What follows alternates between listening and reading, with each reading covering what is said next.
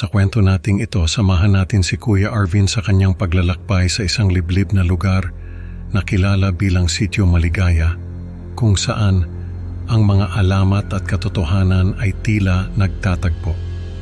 Sa gitna ng bagyo at misteryosong bahay na puno ng pangalan ni Lolo Poldo, matutuklasan niya ang isang kwento ng takot na hindi niya inaasahan.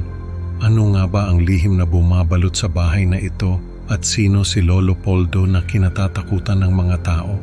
Pakinggan ang kwento ni Kuya Arvin at tuklasin ang mga nakakakilabot na pangyayari na magpapaisip sa iyo kung hanggang saan ang katotohanan ng mga kwentong bayan. May kakilala ako na nag-aaral ng mga kwentong bayan. Hindi ko alam kung ano ang napapala niya sa pag-aaral ng mga yon, pero sabi niya may sinusulat daw siyang libro. Si Kuya Arvin ay madalas na umaalis ng bahay para magpunta sa mga liblib na lugar. Doon daw kasi ang pinakamaraming kwento. Isang beses ay nagpunta siya sa isang lugar na tinatawag na Sitio Maligaya. Hindi ko alam kung saan yon, pero sabi niya, napakaliblib daw talaga ng lugar na yon. Wala pang signal ng cellphone. Habang nasa daan daw siya, ay inabutan siya ng bagyo. Biglaan daw yung bagyo, kaya hindi siya nakapaghanda. Wala siyang choice kundi ang tumuloy sa pagta-travel. Kaso ay napakalakas ng ulan at hangin. Halos hindi na raw siya makakita sa dinadaanan niya, kaya nagdesisyon siya na maghanap muna ng masisilungan. Nakakita siya ng isang lumang bahay na nasa gitna ng kagubatan. Mukha raw itong inabandon na, kaya naisip niya na walang magagalit kung dun muna siya manunuluyan. Pagpasok niya sa bahay ay napansin niyang napakaraming gamit na may nakaukit na pangalan. Halos lahat ng gamit ay may nakaukit na pangalan na Lolo Poldo. Sabi ni Kuya Arvin ay may narinig siyang kwento tungkol kay Lolo Poldo.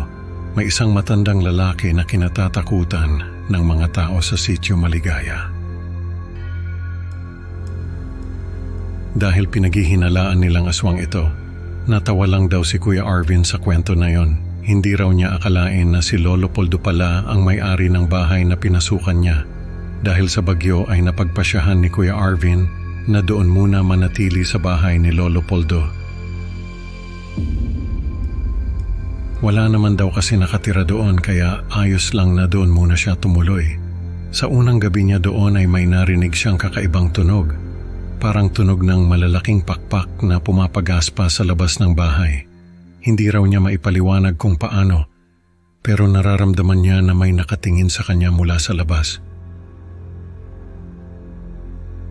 Niyakap niya ang sarili niya dahil sa sobrang lamig ng hangin na parang hinahaplos ang kanyang balat. Tapos ay naamoy niya yung kwarto. Isang matapang na amoy ng bawang na tila bumabalot sa buong paligid. Nagpaparamdam ng hindi maipaliwanag na kaba.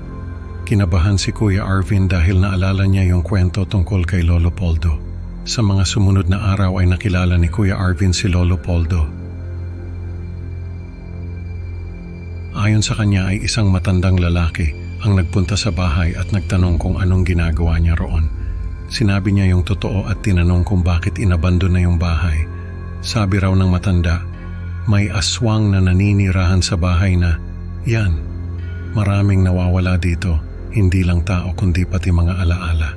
Kung ako sa'yo, aalis na ako bago ka pa mapahamak at maging bahagi ng kwento ng lugar na ito.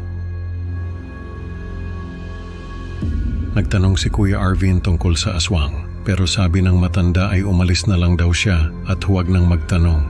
Dahil sa takot ay umalis na rin si Kuya Arvin. Pero dahil nga sa trabaho niya ay nagtanong-tanong siya sa mga tao tungkol sa aswang.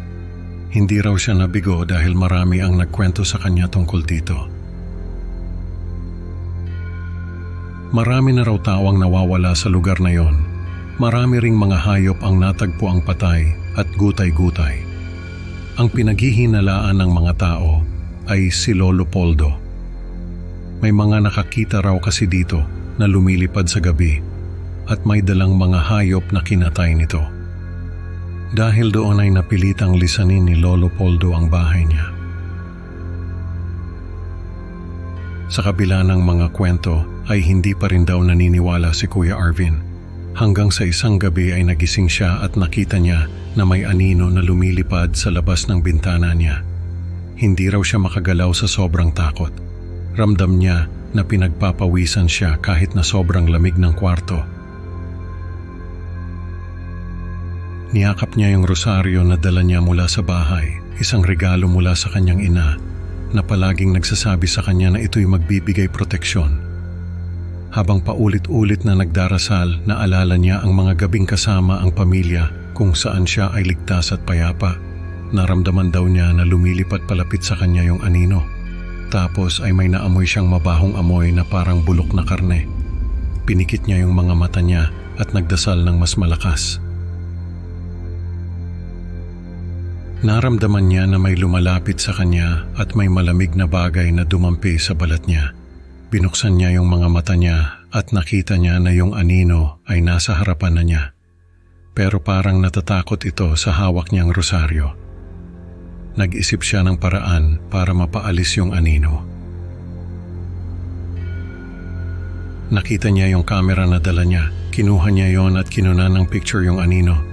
Nagulat daw ito sa flash ng camera at mabilis na lumipad palayo sa kanya. Tumayo si Kuya Arvin at nagtatakbo palabas ng bahay. Hindi na raw siya lumingon pa. Basta ang alam niya ay pinatakbo niya yung motor niya at umalis sa lugar na yon. Simula noon, nagbago na si Kuya Arvin. Hindi na siya naghahanap ng mga kwento, hindi dahil sa takot, kundi dahil sa natutunan niyang respetuhin ang mga bagay na hindi maipaliwanag. Na-realize niya na may mga kwento na mas mabuting iwan na lamang sa mga alamat. Sabi niya nga, nadagdagan daw ang mga kwentong bayan tungkol kay Lolo Poldo. Ngayon, ang kwento ni Kuya Arvin ay isa na sa mga alamat na ikinukuwento sa mga bata. Isang paalala na ang mga kwento ng nakaraan ay hindi lang basta kwento, kundi babala sa mga susunod na henerasyon. Sa kwento ni Kuya Arvin, natutunan natin na may mga bagay na mas mabuting hindi na alamin. Salamat sa pakikinig mga kaibigan. Huwag kalimutang mag-like at subscribe para sa mas marami pang creepy stories. Hanggang sa susunod na kwento, ingat sa mga aninong nagmamasid.